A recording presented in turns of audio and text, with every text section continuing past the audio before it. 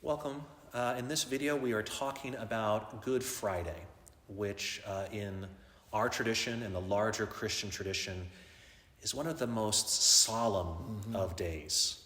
A day where we really confront ourselves intentionally with some of the shocking nature of the crucifixion, the shocking nature of Jesus' suffering. And we don't hide away from it. We don't sugarcoat it. We really wrestle with it. So I think for myself, it is often one of the most emotional days of Holy Week.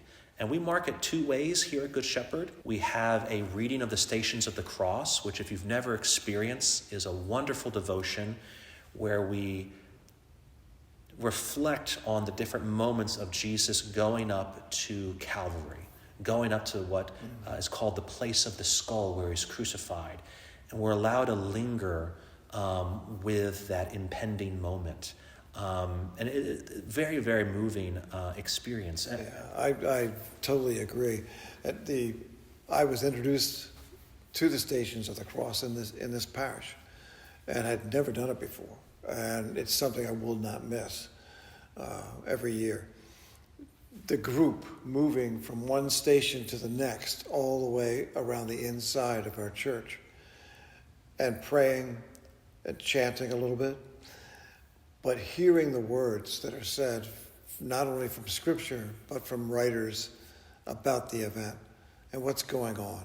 A tremendous reminder, and it helps you get in that mindset of what's coming. And I think it helps my wife and I, even when we go home, that we are still concentrating on the fact that this has happened to Christ. Stations of the Cross are done by many different denominations, and there's almost a countless number of variations out there.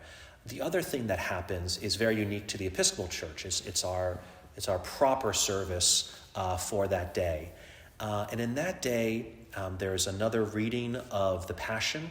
We focus again on that death of Jesus. And the main body of the service are these long series of prayers and petitions. And they're really penitential. Part of them are focused on us as individuals, but another part of them are focused on the larger human family, about some of the evils and sins that we are all caught up in. And so the prayers are at once pointed at us, and they're also pointed at the world. So it becomes an immensely personal set of prayers, but also very universal worldly prayers.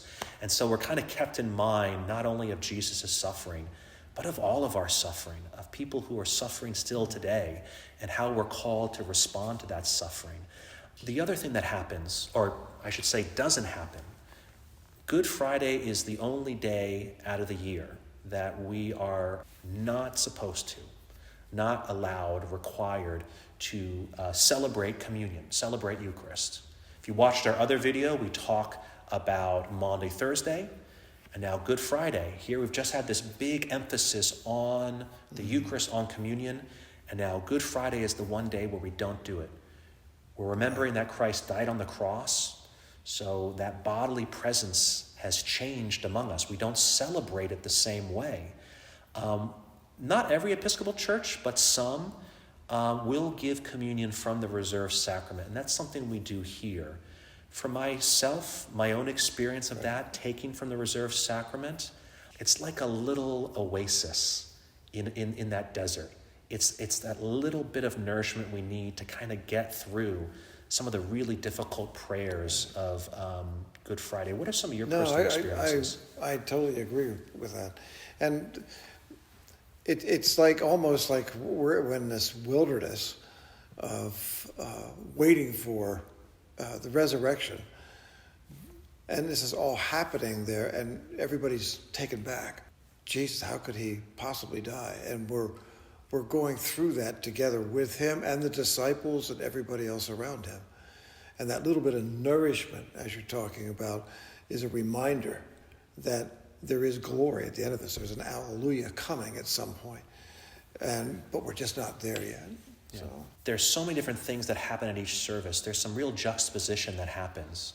So there's all this action and reenacting of the life of humility And then Good Friday is sitting with kind of the shock and horror of violence and death.